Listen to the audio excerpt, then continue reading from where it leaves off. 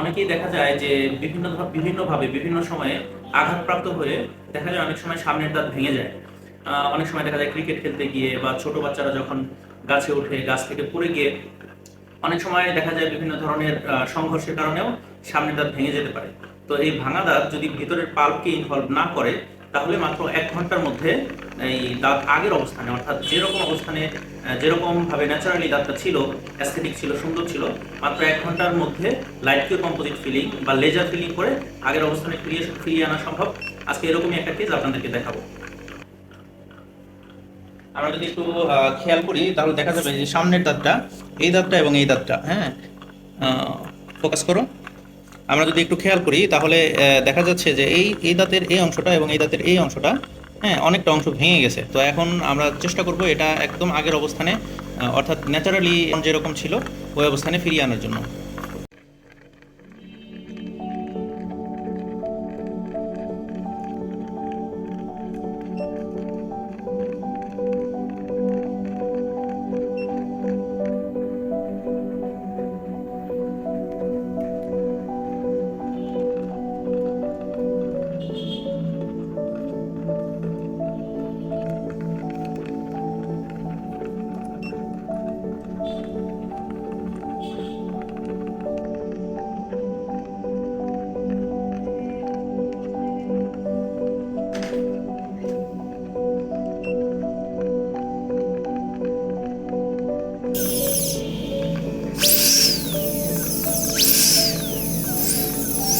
একটা ফ্র্যাকচার ছিল, তো আমরা লাইট কিউর কম্পোজিট ফিলিংয়ের মাধ্যমে একদম সুন্দর দাঁতের কালার ম্যাচিং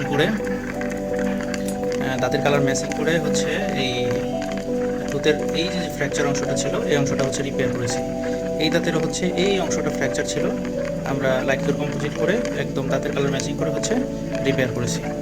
তো এখন যদি আমি অ্যাজ ইউজুয়াল একদম চোখে দেখে বোঝার চেষ্টা করি যে এখানে আসলে কোনো টুথ ফ্র্যাকচার ছিল কি না, এটা আসলে ওই লেজার ফিলিং বা লাইট কিউ কম্পোজিট ফিলিংয়ের মাধ্যমে ট্রিটমেন্ট করা হলে এটা বোঝার উপায় সাধারণত থাকে না।